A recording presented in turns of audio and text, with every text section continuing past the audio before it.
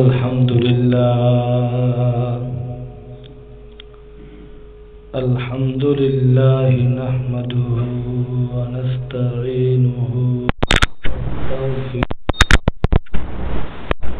ونستغفره ونؤمن به ونتوكل عليه ونعوذ بالله من شرور أنفسنا ومن سيئات أعمالنا من يهده الله فلا مضل له ومن يضلله فلا هادي له وأشهد أن لا إله إلا الله وحده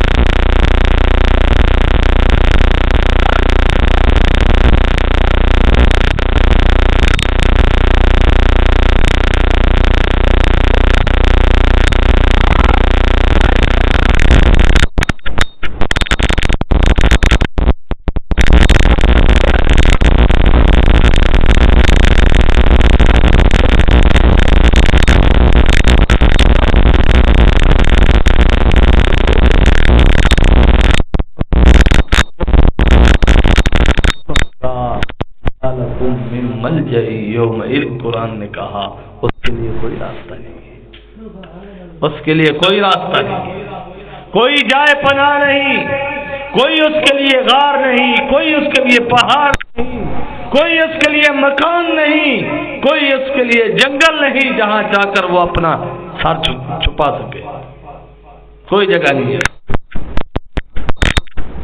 مولا سے پیار اور محبت سے وفا کرو ٹھیک، ورنہ مولا ڈرا رہے ہیں کہ ہماری جائے پناہ کے علاوہ کوئی پناہ نہیں ہوگی۔ اللہ اور اس کے رسول صلی اللہ علیہ وسلم سے وفاداری کرنے کے بعد ہماری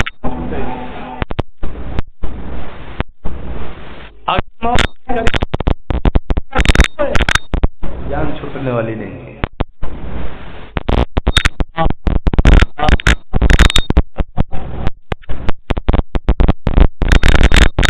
سے نکال دیجئے۔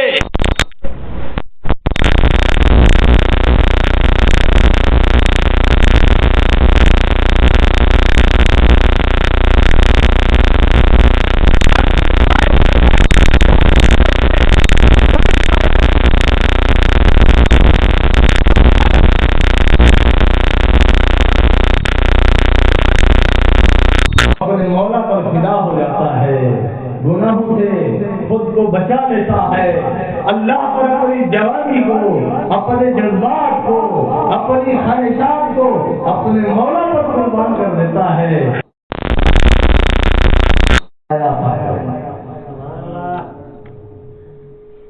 نوجوانوں کو سمجھنا چاہیے کہ یہ بھی چھوٹا موٹا دعا امتیاز نہیں ہے، غیروں کے ساتھ مر جانے والوں کے ساتھ تصویریں کھینچوا کر فیس بک انٹرنیٹ پر ڈال رہے ہیں، یہ ظاہر کر رہے ہیں کہ ہمارا خدا کے ساتھ اپنا تعلق ہے، جس تعلق داری کے کام ہونے والی نہیں، یہ دل مولا پر لگا مر سر جانے والے پر دل قربان نہ کرو۔ اور جب یہ دل مولا پر فدا ہو گیا، دل چاہتا ہے گناہ کرنا ہے، نہیں کرنا، یہ کہتا ہے نہیں کرنا، مولا نے روکا ہے۔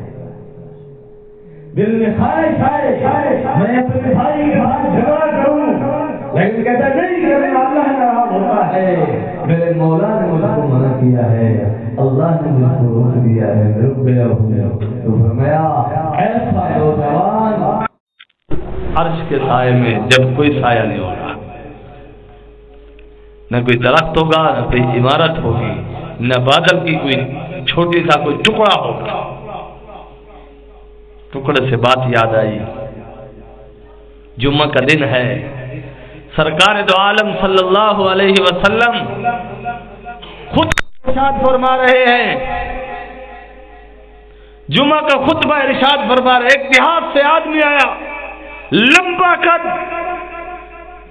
اور بڑے روب داب دبدبے والا اور بڑا با اخلاق، رسول پاک صلی اللہ علیہ وسلم کے سامنے مسجد نبوی کے ایک دروازے سے اچانک اندر آیا اور ایسے سامنے کھڑا ہو گیا۔ آقا علیہ السلام نے پوچھا کیا بات ہے؟ کہ یا رسول اللہ صلی اللہ علیہ وسلم، ہمارے شہر میں بارشیں نہیں آ رہی، زمین خشک ہو چکی ہے، زمین سے سبزہ نہیں اگ رہا، ہمارے جانور بھوک کی وجہ سے مر رہے ہیں، علاقے میں قحط پڑ چکا ہے، ہمارے لیے دعا کیجئے کہ اللہ ہم پر بارش برسا دے۔ صحابہ کہتے ہیں ہمیں رب محمد کی قسم، جس رب کے قبضے میں ہماری جان ہے، کہ ہم جب جمعہ پڑھنے آئے تھے آسمان پر ہم نے ایک چھوٹی سی جھڑی بھی نہیں دیکھی تھی، یعنی جھڑ کا چھوٹا سا بادل کا ٹکڑا بھی نہیں دیکھا تھا، لیکن جب اس آدمی نے آقا علیہ السلام سے درخواست کی تو آقا علیہ السلام کا ابھی خطبہ مکمل نہیں ہوا تھا کہ بارش کا پانی حضور صلی اللہ علیہ وسلم کے مبارک چہرے سے بھی ٹپک رہا تھا۔ معلوم ہوا مسجد کچی تھی، چھت جو آج کل ہمارے پاس یہ پکی چھتیں ہیں اور RCC کی چھتیں آ گئی، یہ نہیں تھا، صحابہ فرماتے ہیں ابھی خطبہ ختم نہیں ہوا، ہم نے دیکھا ہر طرف بادل ہی بادل اور ایسے ہیں جیسے پہاڑ ہو، اور پورا ہفتہ بارش برستی رہی، پورا ہفتہ بارش برستی رہی۔ ہفتے کے بعد پھر وہ صحابی رسول آیا، اسی دروازے سے آیا اور جمعے کے وقت آیا، اور اس حال میں آیا کہ جناب رسول اللہ صلی اللہ علیہ وسلم خطبہ ارشاد فرما رہے تھے۔ حضور نے پوچھا کیا چاہتے ہو، آج کیا چاہتے ہو؟ کہ یا رسول اللہ بس آج دعا کر دیجئے بارش رک جائے، آج دعا کر دیجئے بارش رک جائے، کیونکہ اب ہمارے جانوروں کے ہلاک ہونے کا خطرہ ہے، اب زمین پر ہر طرف پانی ہی پانی ہے، آنے جانے کا راستہ ہی نہیں ہے۔ تو جناب رسول اللہ صلی اللہ علیہ وسلم نے دعا فرمائی۔ صحابہ فرماتے جمعہ سے پہلے ہم نے دیکھا آسمان ہمیں کہیں سے نظر نہیں آ رہا تھا، ہر طرف سے بادل ہی بادل تھے۔ ابھی آقا علیہ السلام کا خطبہ مکمل نہیں ہوا کہ سورج کی روشنی کی کرنیں اندر پڑ رہی تھی، سورج کی روشنی کی کرنیں اندر پڑ رہی ہیں۔ یہ ہے میرے اور آپ کے آقا اور ان کی دعاؤں کا اثر۔ آج ہماری دعاؤں میں وہ دم خم نہیں ہے۔ ہم غلام رسول ہونے کی بات تو بڑی کرتے ہیں، لیکن ہماری دعائیں قبول نہیں ہو رہی۔ اس کی بنیادی وجہ یہ ہے کہ ہم نے حلال کھانا چھوڑ دیا ہے، حرام کام حرام کھانا یہ ہمارا مشغلہ بن چکا ہے۔ حلال رزق کھانا چھوڑ دیا ہے، حلال روٹی ہمیں اب اچھی نہیں لگتی۔ سارا دن مزدوری کرتے ہیں، مزدوری کرنے کے بعد شام کو جو 4 آنے بنتے ہیں، آج کل ہمارے نوجوانوں کو دیکھیں اڈے پہ آ کر لڈو لگا لیتے ہیں، اور لڈو لگا کے ایک دوسرے کو ہرا کر جوا لگا کر وہ حرام کھا رہے ہیں، اپنی حلال کی کمائی بھی حرام کر کے کھا رہے ہیں، شیطان سے یاری نبھا رہے ہیں، لیکن مولا کریم سے یاری نہیں نبھا رہے۔ دنیا میں رسول اللہ صلی اللہ علیہ وسلم کے دشمنوں سے تعلقات نبھا رہے ہیں، لیکن اپنوں سے منافقت کر رہے ہیں، دین والوں سے منافقت کر رہے ہیں، اور سمجھتے ہیں کہ شاید ہماری منافقت کو اللہ والوں کے غلام نہیں سمجھ رہے ہیں، لیکن وہ کس کا نقصان کر رہے ہیں؟ اپنا۔ اب ہم ان کی گردن کیسے دبوچ لیں؟ آقا علیہ السلام ایک بار کہیں جا رہے تھے، 14 منافقین نے نقاب لگائے، آقا علیہ السلام کو شہید کرنے کا، قتل کرنے کا منصوبہ بنایا، اور ایک وادی کے اندر انہوں نے جا کر انتظار کیا۔ جناب رسول اللہ صلی اللہ علیہ وسلم جب اس وادی سے گزرنے لگے تو وہ ظاہر ہوئے، ان کے چہروں پر نقاب لگے ہوئے تھے۔ آقا علیہ السلام نے فرمایا میں نے آپ کو پہچان لیا ہے، آپ کون ہو؟ میں نے آپ کو پہچان لیا، آپ کون ہو؟ حضرت حذیفہ کو بلایا کہ حذیفہ ادھر آؤ، یہ نام یاد کر لو، فلاں 14 منافق ہیں، لیکن کسی کو بتانا نہیں۔ صحابہ بڑے وفادار تھے، صحابہ بڑے وفادار تھے۔ حضرت ابوبکر صدیق رضی اللہ عنہ کا دور خلافت ہے، اور خود جناب عمر فاروق رضی اللہ عنہ کا دور خلافت ہے۔ آپ نے پتہ نہیں کتنی بار حضرت حذیفہ سے درخواست کی کہ منافقین کی لسٹ آپ کے پاس ہے، منافقین کے نام آپ کے پاس ہیں، مجھے بتا دیجئے۔ تو حضرت نے فرمایا نہیں، میں نے آقا سے وعدہ کیا تھا، میں وعدہ کیسے توڑ سکتا ہوں؟ میں وہ وعدہ کیسے توڑ سکتا ہوں؟ میں کیسے بے وفائی کر سکتا ہوں؟ آج ہمیں دیکھیے ہم وعدے نبھا رہے، دین کے ساتھ، اللہ کے ساتھ جو ہمارا وعدہ تھا، اپنے مولا کے ساتھ، اپنے خالق کے ساتھ، وہ وعدہ ہم نے توڑ دیا ہے، نافرمانی کر کے، اللہ کی نافرمانی کر کے، اللہ سے بے وفائی کر کے وہ وعدہ توڑ دیا۔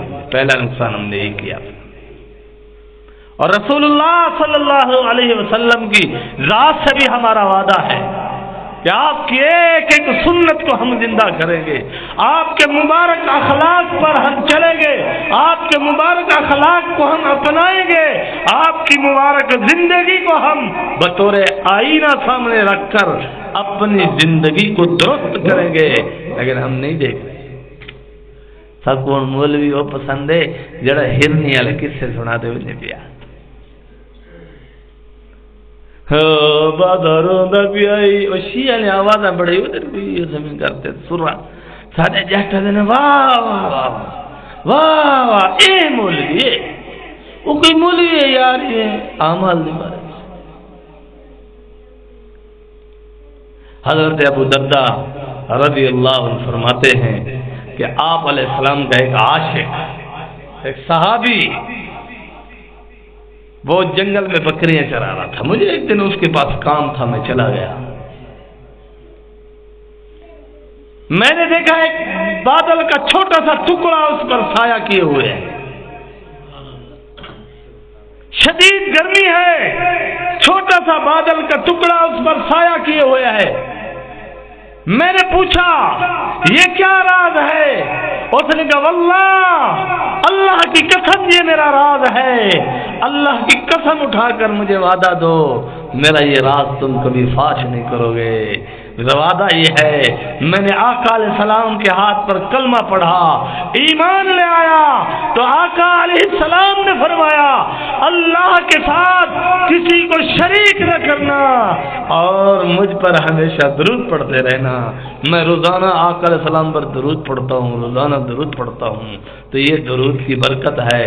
حضرت ابو درداء کہتے ہیں حضور کا زمانہ گزر گیا، میں نے یہ راز حضور کے سامنے بھی فاش نہیں کیا۔ حضرت ابو بکر صدیق کا زمانہ گزر گیا، میں نے یہ راز تب بھی فاش نہیں کیا۔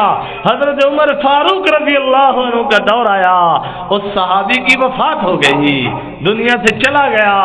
میں نے تب امیر المومنین سے جا کر عرض کیا کہ زندگی بھر کے لیے میں نے اس کے راز کا بھرم رکھنے کے لیے اس سے وعدہ کیا تھا، لیکن آج آپ کو یہ راز بتا رہا ہوں کہ یہ اللہ کے رسول کا وہ عاشق ہے، یہ اپنے اللہ کا وہ با وفا بندہ ہے کہ با وفائی کے عوض اللہ نے دنیا میں اس کو انعام دے دیا کہ یہ جہاں بھی بکریاں چرانے جاتا تھا بادل کا ایک ٹکڑا اس پر سایہ پگل رہتا تھا۔ یہ ہے صحابہ، یہ ہے وفاداروں کو انعام۔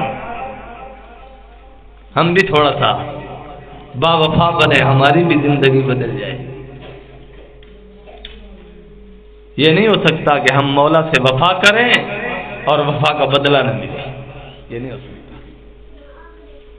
اللہ سے وفا کریں اور اس وفاداری کا انعام ملے گا ہمیں، دنیا میں بھی آخرت میں بھی، دنیا میں بھی آخرت میں بھی۔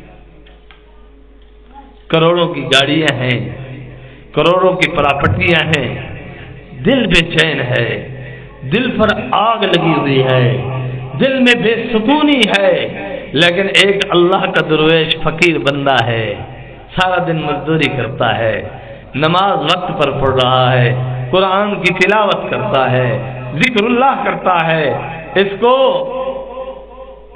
وہی فصلوں میں ہل چلاتے چلاتے نیند آ جاتی ہے،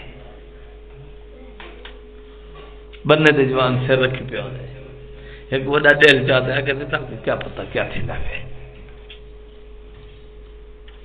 یہ اللہ کا انعام ہے ہم پر،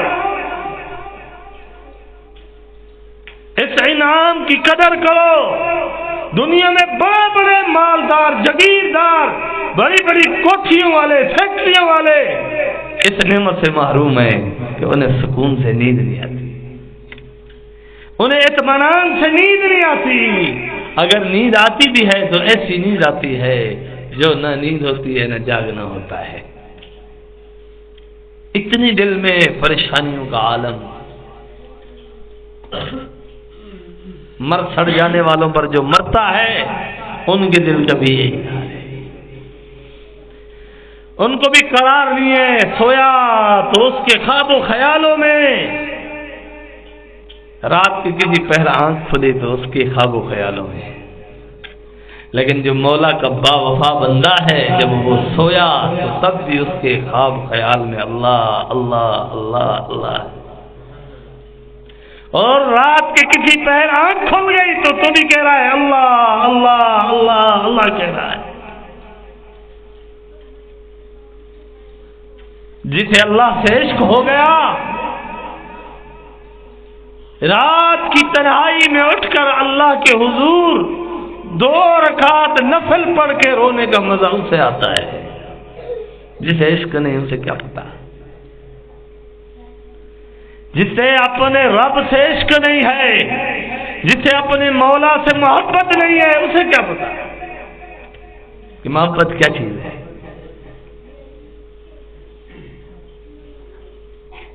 سلطان نور الدین زنگی رحمت اللہ علیہ بہت بڑے بادشاہ گزرے ہیں، دمشق میں ان کا دارالحکومت تھا اس وقت۔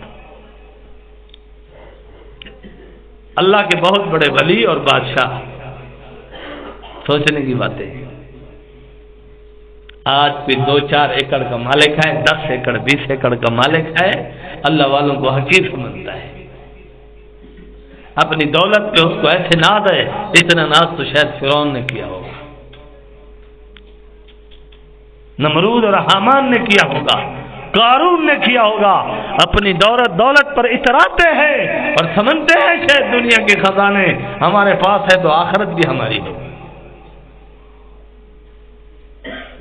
رسول پاک صلی اللہ علیہ وسلم نے فرمایا الدنیا سجن المومن، دنیا ایمان والے کے لیے قید خانہ ہے، یہاں آپ کی اور میری خواہشات پوری نہیں ہوگی۔ مجھے گاڑی چاہیے، مجھے صحت چاہیے، مجھے بنگلہ چاہیے، ضرور اپنے مولا سے التجا کرتے رہیے، درخواست کرتے رہیے اور حلال طریقے سے اس کی جد و جہد کرتے رہیے۔ مل جائے تو الحمدللہ، نہ ملے تب بھی کہو الحمدللہ۔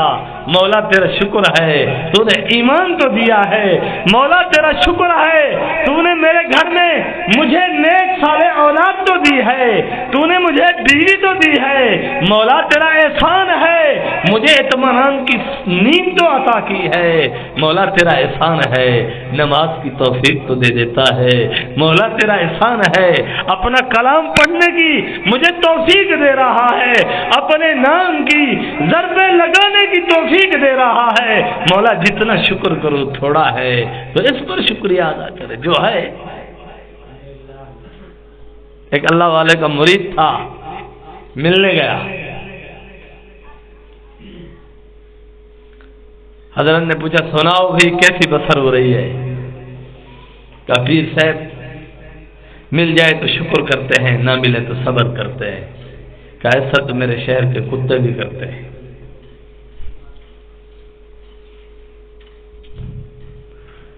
ایسا تو میرے شہر کے کتے بھی کرتے ہیں، مل جائے تو شکر کرتے ہیں، نہ ملے تو صبر کرتے ہیں۔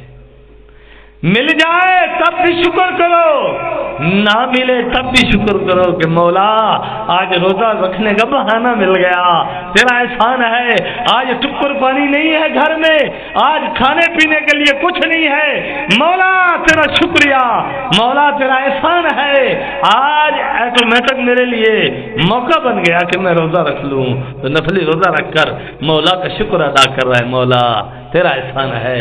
اور مولا کے نام پر بھوکا رہنے کا مزہ بھی مولا کے عاشق کو آتا ہے۔ بے وفاؤں کو کیا پتا مولا کے نام پر بھوکا رہنے کی لذت کیا ہے، بے وفاؤں کو کیا پتا آدھی رات کو اٹھ کر سردی میں اپنا بستر چھوڑ کر اللہ کے حضور سر جھکانے کا مزہ کیا ہے، قیام کرنے کا مزہ کیا ہے، جبین رب کے قدموں میں رکھنے کا مزہ کیا ہے۔ آدھی رات کو جب سب سو رہے ہوتے ہیں سجدے میں سر رکھ کر سبحان ربی الاعلیٰ سبحان ربی الاعلیٰ کہنے کا مزہ کیا ہے، زبان سے سبحان ربی الاعلیٰ کہتا ہے، ادھر ایسے محسوس ہوتا ہے مولا نے دل پر بوسہ لیا ہے۔ میرے دادا پیر فرماتے تھے کہ مجھے ایسے لگتا ہے میرے دل سے کسی نے بوسہ لیا، لب تو نظر نہیں آتے لیکن محسوس ہوتا ہے، محسوس ہوتا ہے کسی نے میرے دل کا بوسہ لیا ہے۔ یہ محبت ہے۔ سلطان نور الدین زنگی بھی رحمت اللہ علیہ بھی ساری رات نفل پڑھتے تھے، اور فرمایا اتنے بڑے اللہ والے تھے، 2 3 بار جب بھی رات کو اٹھتے، جب بھی اٹھے نفل، وضو کر رہے نفل ہی پڑھ رہے ہیں، تہجد کی نماز پڑھ رہے ہیں، پھر سو گئے، پھر آنکھ لگ گئی، پھر آنکھ کھلی، پھر وضو کر کے پھر نفل پڑھ رہے ہیں، 2 3 4 بار ایسا۔ ایک رات سوئے، خواب آ گیا،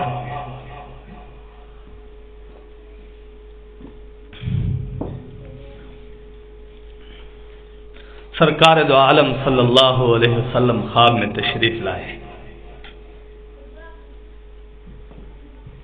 فرمایا نور الدین، اشارہ کیا مجھے ان 2 آدمیوں سے خطرہ ہے، یہ 2 آدمی مجھے ستا رہے ہیں، مجھے تکلیف پہنچا رہے ہیں، اٹھ کھڑا ہو میری حفاظت کے لیے۔ تو بیدار ہوئے، وضو کیا، 2 رکعت پڑھی، اللہ سے روتے یا اللہ یہ کیا ماجرا ہے، میرے آقا کو کیا تکلیف پہنچنے والی ہے، کون تکلیف پہنچا سکتا ہے؟ دعائیں کرتے کرتے، استغفار کرتے کرتے، پتہ نہیں کیا ماجرا ہوگا، ایسا خواب کیوں آیا ہے؟ پھر سو گئے، نیند میں پھر آقا علیہ السلام تشریف لائے، کہا نور الدین زنگی کھڑا ہو جا، سامنے دیکھ یہ 2 بندے ہیں، مجھے ان سے خطرہ ہے، یہ مجھے ستا رہے ہیں۔ تو سلطان نور الدین زنگی اللہ کے اور رسول اللہ کے سچے عاشق، پھر اٹھ کر بیٹھ گئے، 2 نفل پڑھی، رونے لگ گئے، آہوزاری کی، یا رب کریم کیا ماجرا ہے، آدھی رات ہے، کس عالم دین کو جا کر اٹھاؤں، اس خواب کی تعبیر پوچھوں، کیا ماجرا ہے، کوئی سمجھ نہیں آ رہی، رو رہے، زار و قطار آنسو بہ رہے ہیں، روتے پھر سو گئے، پھر خواب دیکھا، پھر آقا علیہ السلام آ گئے، پھر وہی فرمایا، جب تیسری بار فرمایا تو نور الدین زنگی نے خود سے کہا اب نہیں سونا۔ تو عالم دین وہاں پڑوس میں تھا، اس وقت یہ دروازہ کھٹکھٹایا، کیسے خواب دیکھا ہے، کہا کون سا شہر تھا، کہا گویا مجھے ایسے لگا مدینہ ہے، کہا فوراً جاؤ، ان 2 آدمیوں سے رسول اللہ صلی اللہ علیہ وسلم کی ذات اقدس کو خطرہ ہے، فوراً جاؤ۔ سلطان نور الدین زنگی رحمت اللہ علیہ نے اپنے وزیروں مشیروں کو اسی وقت اٹھایا، کہ فوراً اٹھو، اور کافی سارا خزانہ اپنے ساتھ لیا، اور فرمایا چلو اسی وقت سفر پر چلنا ہے، راستے میں کہیں نہیں رکنا۔ 36 دن کا سفر مورخین نے لکھا ہے، جو گھوڑوں پر 36 دن کا سفر تھا، سلطان نور الدین زنگی رحمت اللہ علیہ نے 16 دنوں میں وہ سفر طے کیا، اور مدینہ المنورہ میں پہنچے تو اس وقت باہر دیوار بنی ہوئی ہوتی تھی، آپ نے اعلان کیا مدینہ المنورہ کے دروازوں کو بند کر دیا جائے، نہ باہر سے کسی کو اندر آنے دو، نہ اندر سے کسی کو باہر جانے دو۔ بالکل دربانوں کو کہا، سیکورٹی اہلکاروں کو کہا، ہائی الرٹ ہو جاؤ، کسی قسم کی کوتاہی برداشت نہیں کروں گا۔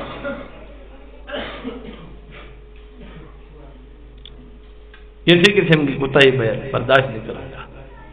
تو ایک روایت میں آتا ہے،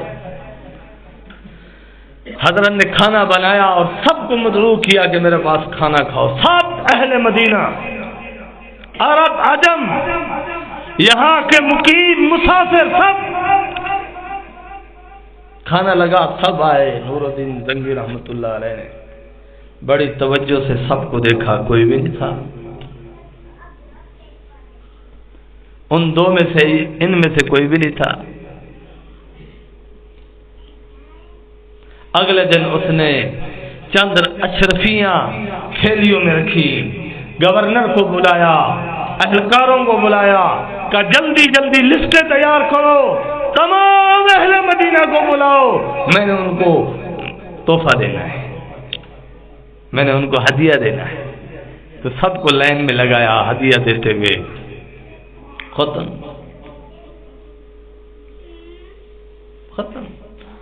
وہ دو نہیں ہے۔ علماء کرام کو بلاؤ، ہون دادن سے ودد سور بدماش کو بلاؤ، فلاں کو بلاؤ،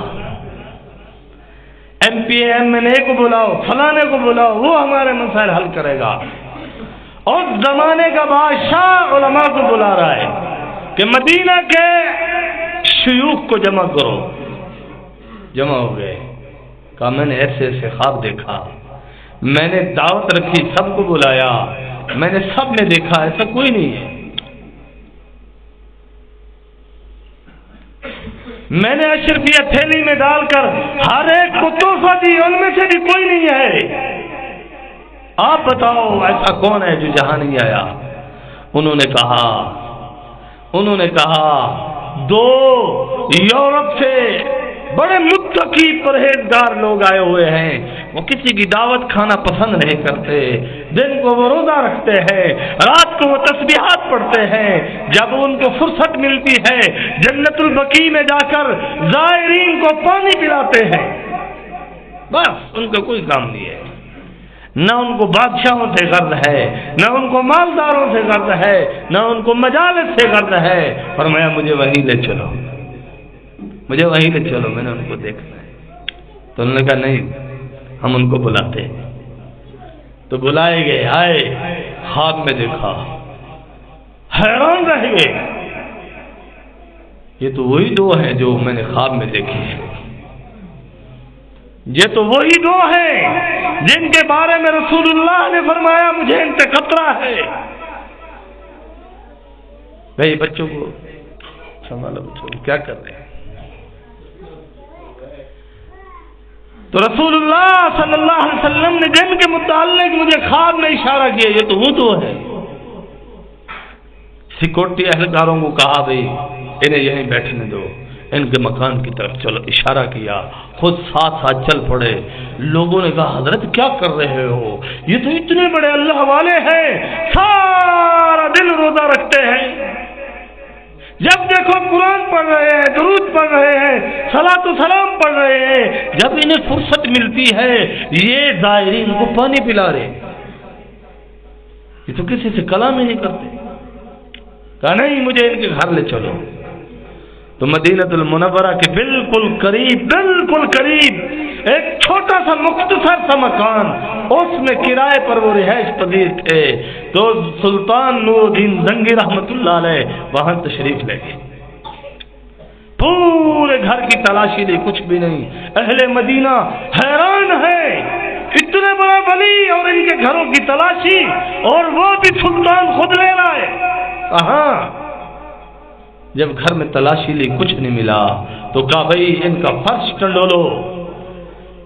فرش کو ٹنڈولا گیا، ایک جگہ انہیں سرنگ کا پتہ چلا، آپ نے جائے نماز وہاں سے ہٹائی، نیچے دیکھا ایک سرنگ ہے جو روضہ رسول صلی اللہ علیہ وسلم کی طرف جا رہی ہے۔ لوگوں کو کہا لوگوں دیکھو شیطان نے کیا کیا شکلیں بنا رکھی، شیطان نے کیا کیا شکلیں بنا رکھی ہے۔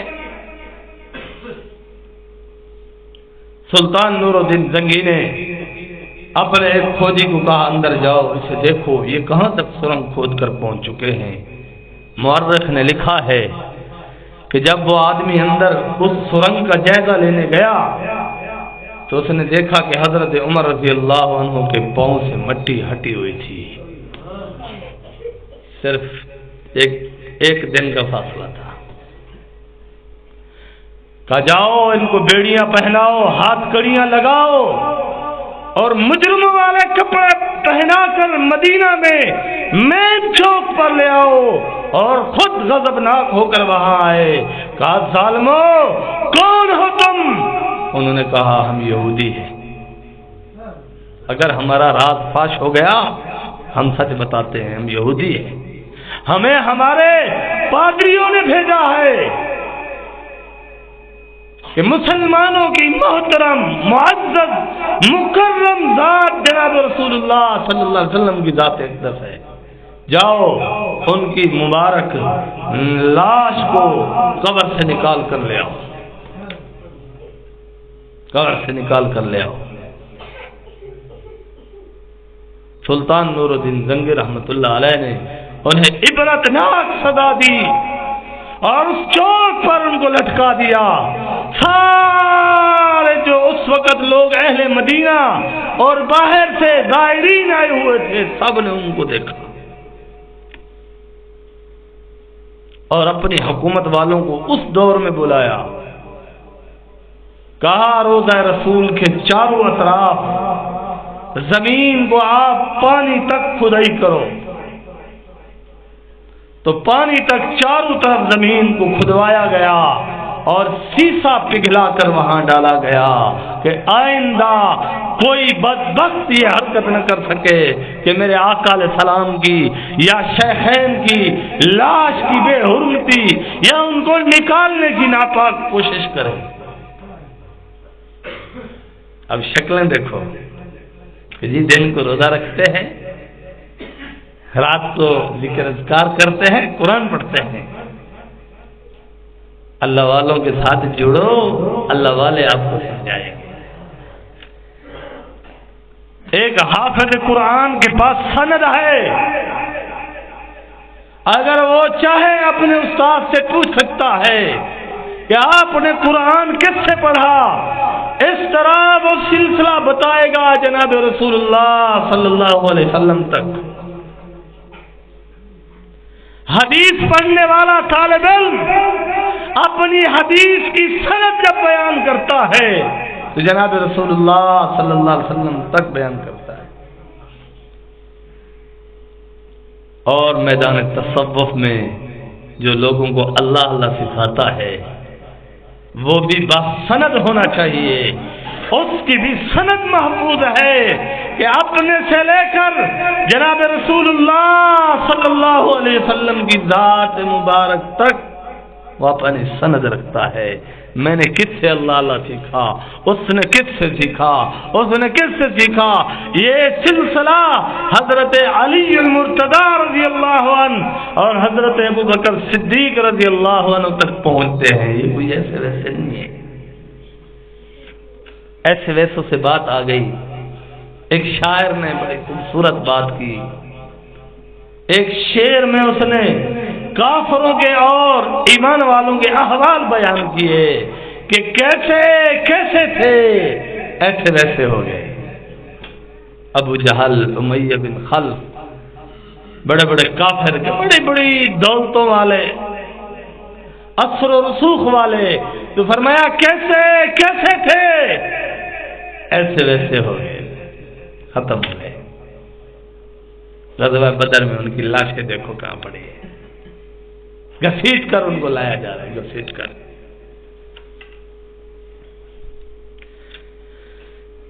کر ان کو لایا جا رہا ہے۔ ایک کنویں کے اندر ان کی لاشوں کو پھینک دیا۔ امام بخاری نے واقعہ نقل کیا ہے اور صحیح سند سے حدیث کو حسن قرار دیا ہے۔ لاشوں کو گھسیٹ کر ایک ویران کنویں میں ڈال دیا۔ جب ویران کنویں میں ڈال دیا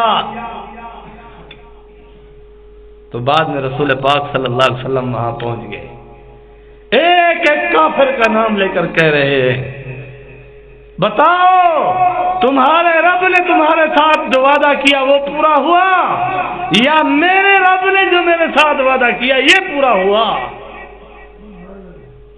حضرت عمر بن الخطاب رضی اللہ عنہ وہاں سے گزرے، آئے، حضور صلی اللہ علیہ وسلم کا سامنے والا یہ دامن پکڑا، کھینچا، یا رسول اللہ مردوں سے باتیں کر رہے ہو، یہ سنتے ہیں؟ حضور نے فرمایا تجھ سے بھی زیادہ سنتے ہیں، یہ جواب بھی دیتے ہیں لیکن تو نہیں سنتا۔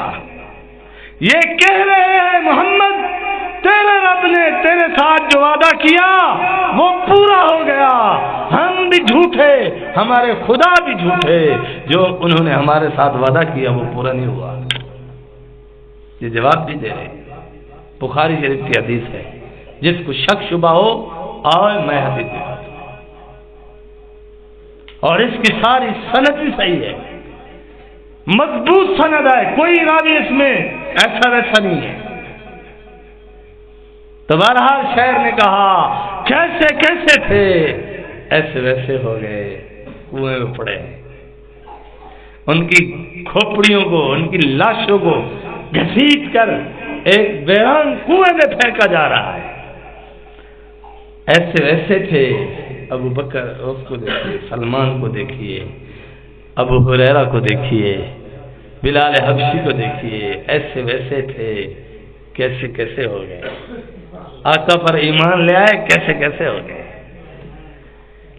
کیسے کیسے ہو گئے کہ اللہ نے رضی اللہ عنہم ورضوا عنہ کے پروانے دے دیے، اللہ نے اپنی رضامندی کا اعلان کر دیا، رسول پاک صلی اللہ علیہ وسلم کی مبارک زبان سے جنت کی خوشخبریاں سنوا دی، جنت کے وعدے ہو گئے۔ یاد رکھو صحابہ رضوان اللہ علیہم اجمعین قرآنی شخصیات ہیں، جب بھی صحابہ پر بات کرنی ہو قرآن اٹھا کر پڑھو، آقا علیہ السلام کا فرمان اٹھا کر پڑھو، یہ قرآنی شخصیات ہیں، یہ تاریخی شخصیات نہیں ہیں۔ اگر تاریخ کے اوراق پلٹنا شروع کرو گے تو کوئی نجس العین جس کی فطرت ہی حرام زادگی والی ہوگی وہ محمد کی پیاری جماعت پر تنقید کرتا ہوا جائے گا۔ تاریخ سے نہ لینا میرے صاحب، قرآن اٹھا کر پڑھنا، قرآن کیا کہتا ہے، خود آقا علیہ السلام پیغمبر علیہ السلام کے بارے میں کیا کہتے ہیں، یہ دیکھنا۔ ما لکم من ملجأ یومئذ وما لکم من نکیر، کوئی ٹھکانہ نہیں ہوگا اللہ کے بے وفاؤں کے لیے، چاہے وہ عقیدے کے اعتبار سے بے وفائی کرے، نظریے کے اعتبار سے بے وفائی کرے، اعمال کے اعتبار سے غداری کرے، جس اعتبار سے بھی وہ اپنے مولا سے بے وفائی کرے گا اس کا انجام برا ہوگا، انجام خیر نہیں ہوگا۔ انجام خیر تب ہوگا اللہ کی مان لے گے، اللہ وحدہ لا شریک ہے، اللہ اپنی ذات میں وحدہ لا شریک ہے، اپنے کاموں میں بھی وحدہ لا شریک ہے۔ جب موسیٰ علیہ السلام اپنے لشکر کو لے کر اپنے آبائی وطن کی طرف جانے لگے تو آگے اندھیرا آ گیا۔ میں نے جمعرات بھی اس دوستوں کو واقعہ سنایا تھا،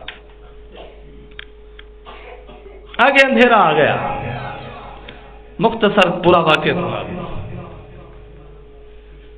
نبی پاک صلی اللہ علیہ وسلم مدینہ سے ایک دن باہر تشریف لائے، کسی بستی میں گئے، ایک دیہاتی نے آپ علیہ السلام کی خوب خاطرداری کی، بکرا کھلایا، دودھ پلایا اور جو ہو سکا اتنی خدمت کی۔ خدمت سے حضور صلی اللہ علیہ وسلم خوش ہوئے، فرمایا مدینے میں آنا، اگر کوئی کام ہو مدینے میں آنا، مجھے مل لینا، تیرا مسئلہ حل کریں گے۔ چند دن گزرے، اس کو کوئی کام پڑ گیا تو اس نے کہا یار چلتا ہوں مدینہ میں، آقا علیہ السلام نے خود فرمایا تھا کوئی مسئلہ ہو آ جانا، میں مسئلہ حل کر دوں گا، تو وہاں آیا، کہا یا رسول اللہ میں نا مزدوری کرتا ہوں، سامان اٹھا کر ایک بستی سے دوسری بستی، ایک شہر سے دوسرے شہر،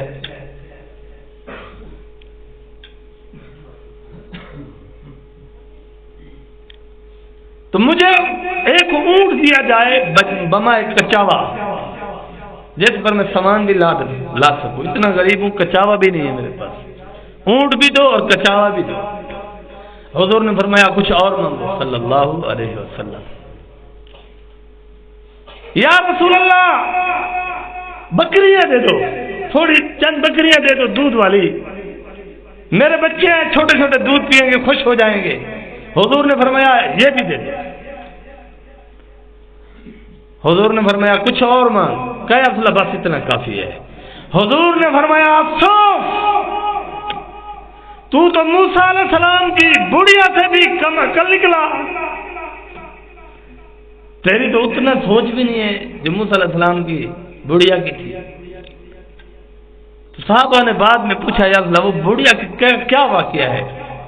تو حضور نے فرمایا اب بات بتا چکا ہوں کہ راستہ بھول گئے, آگے اندھیرا آ جاتا, جب چلتے اندھیرا آ جاتا, رکتے استغفار کرتے دعا کرواتے, جب چلتے اندھیرا آ جاتا. علماء کرام بنی اسرائیل میں جو تھے ان کو جمع کیا, بھائی یہ کیا ماجرا ہے, کیا پرابلم بن رہی ہے ہمارے ساتھ. نبی بھی مشورہ کرتا تھا شاگردوں سے, استاد بھی مشورہ کرتا ہے.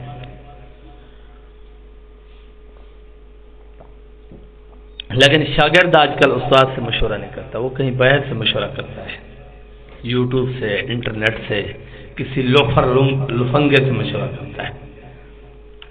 یہی وجہ ہے کہ آج کے طالب علم کامیاب نہیں ہوتے.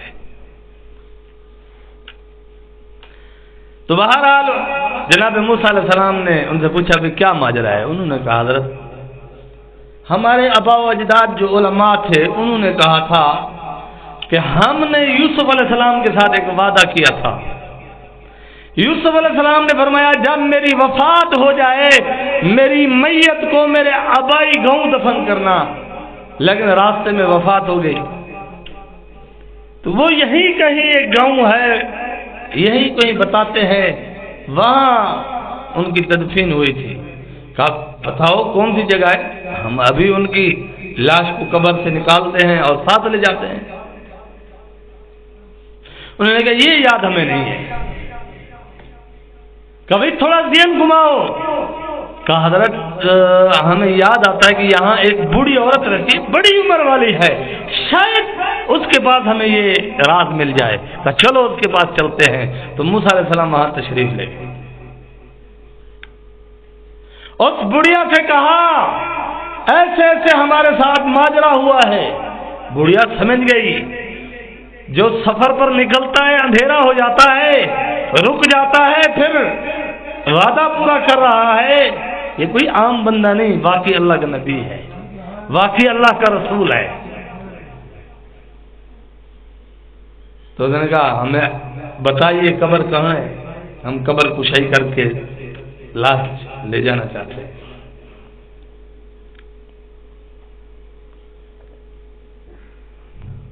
تو اس بڑھیا نے کہا موسیٰ ایک وعدہ تو بھی کر میرے نال. باقی کیا آخر تو وعدہ کر جنت میں تیرے نال ہوتا, میں قرآن گھن دے جو. تو موسیٰ علیہ السلام نے فرمایا یہ میرے اختیار میں نہیں ہے. میں نے یہ بات کہاں سے شروع کی, میں نے یہ بات شروع کی کہ اللہ وحدہ لا شریک ہے, اپنی ذات میں, اپنی صفات میں, اپنے کام میں کوئی نبی کو کوئی اختیار نہیں ہے. اللہ ہر چیز پر قادر مطلق ہے. اللہ کی مرضی پر ہر نبی نے ہر کام کیا ہے. کسی نبی نے اللہ کی مرضی کے خلاف کوئی کام نہیں کیا. کسی نبی نے اللہ کی مرضی کے خلاف زبان سے ایک لفظ بھی نہیں بولا, ایک لفظ بھی نہیں بولا. عقیدہ بناؤ, اپنی بات کو سمجھو, نبی اپنی مرضی سے نہیں بولتا. سورۃ النجم اس کی تفسیر اٹھائیے, ان هو الا وحی یوحی, قرآن کہہ رہا ہے نبی اپنی مرضی سے نہیں بولتا, اسے وحی کی جاتی ہے وہ بولتا ہے. تو موسیٰ علیہ السلام نے فرمایا بدھڑی ہے نا ہما یہ وعدہ میں نہیں دے سکتا, میں نبی ہاں خدا سے نہیں, میں نبی ہاں خدا سے نہیں, میں یہ وعدہ نہیں دے سکتا.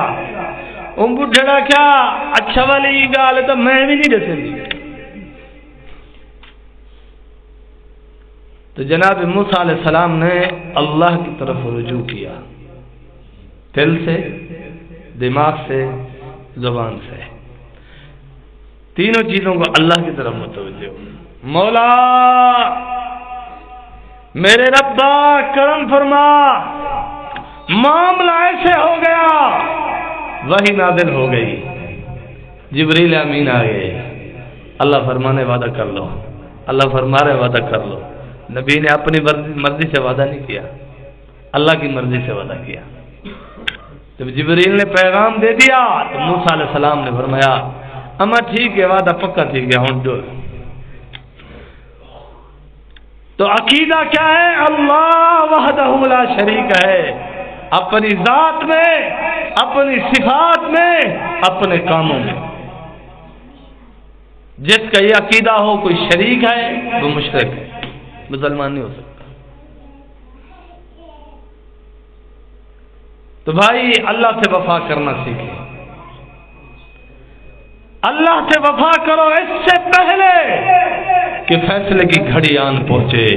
اور آپ کے اور میرے متعلق اگر فیصلہ ہو گیا تو قرآن کہتا ہے لا مرد لہ من اللہ، اللہ کی طرف سے وہ فیصلہ ٹالا نہیں جائے گا، وہ فیصلہ تبدیل نہیں کیا جائے گا۔ اور فرمایا جب فیصلہ ہو جائے گا، فیصلہ اللہ کی طرف سے تبدیل نہیں ہوگا تو پھر یہ بھی نہ سوچنا کہیں چھپ جاؤں گا۔ ما لکم من ملجأ یومئذ، اس دن کوئی ٹھکانہ نہیں ہوگا، کوئی غار نہیں ہوگی، کوئی جنگل نہیں ہوگا، کوئی مکان نہیں ہوگا، کوئی پتھروں کی چٹان نہیں ہوگی جہاں تو اور میں چھپ سکیں۔ بس اللہ، اس کا نظام ہوگا، سب اس کے سامنے ہوں گے، کوئی وہاں سے نہیں بھاگ سکے گا۔ اور آگے فرمایا وما لکم من نکیر، فیصلے پر کوئی نقطہ اعتراض بھی نہیں اٹھا سکے گا۔ پاکستان دے سپریم کورٹ دا فیصلہ آوے، ایک پارٹی من گندی ہے بھئی چھوڑ دی ہے، بھی آدھی سے جتی نوک تے سٹے، بے آدھی سے تسلیم نہیں کرتے، ایک پارٹی گنگرو سے ٹکڑی ہوندی ہے۔ لیکن وہاں ایسا نہیں ہوگا، وہاں سب کو تسلیم کرنا پڑے گا۔ الدنیا سجن المؤمن، اب دنیا ایمان والوں کے لیے قید خانہ ہے، اور جب آدمی قید میں ہوتا ہے، جو آدمی جیل میں ہوتا ہے، اس کی خواہشات پوری نہیں ہوتی، اس کو صرف زندہ رہنے کے لیے ٹکر دیا جاتا ہے۔ اب آپ اور میں کیا ہے؟ اللہ کے حبیب نے فرمایا ایمان والا دنیا میں قیدی ہے، اور ایمان والا دنیا میں قیدی ہے، اور اس قید میں رہتے ہوئے یہ صرف قید ہے، قید بمشقت نہیں ہے۔ جو اللہ کا باوفا ہے، اللہ کا پیارا دوست ہے، جب اس پر آخری وقت آتا ہے وہ خوش ہوتا ہے، وہ خوش ہوتا ہے، اس کو پتا ہے میری مولا سے ملاقات ہونے والی ہے، میں اس دنیا کے غموں سے رہا ہو رہا ہوں، میں دنیا کی بیماریوں سے رہا ہو رہا ہوں، میں دکھوں سے، پریشانیوں سے رہا ہو رہا ہوں۔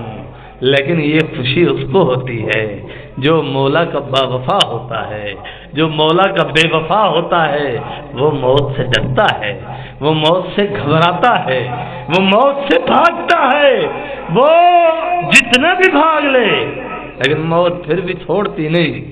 لیکن جو اللہ کا دوست ہوتا ہے اس کو کوئی غم نہیں ہوتا، اس کو کوئی دکھ نہیں ہوتا۔ ابراہیم علیہ السلام تشریف فرما ہے، اسرائیل آئے کہ ابراہیم خلیل اللہ آپ کو لینے آیا ہوں، کہ یہ ایک ایسا ضابطہ ہے کہ محبوب اپنے دوست کو موت کا مزہ چکھاتا ہے۔ اللہ کی طرف چلے گئے، واپس آئے کہ اللہ فرماتے ہیں یہ کیسا دوست ہے جو دوست کی ملاقات سے گھبراتا ہے، یہ کیسا دوست ہے جو دوست کی ملاقات سے گھبراتا ہے۔ ابراہیم علیہ السلام سمجھ کے بعد ملاقات کا وقت ہو گیا، اللہ سے ملاقات کے لیے تیار ہو گئے۔ اللہ سے ملاقات کے لیے ہم بھی تیاری کریں، اپنے معاملات کو درست رکھیں، اپنے اعمال کو درست رکھیں، اپنے عقیدے کو درست رکھیں، اپنے دل کو خالصتاً اللہ کے لیے خاص کر لیں، جناب رسول اللہ صلی اللہ علیہ وسلم کی محبت کے لیے خاص کر لیں، اور اس طرح ہماری نجات ہو جائے گی۔ وآخر دعوانا ان الحمد للہ رب العالمین۔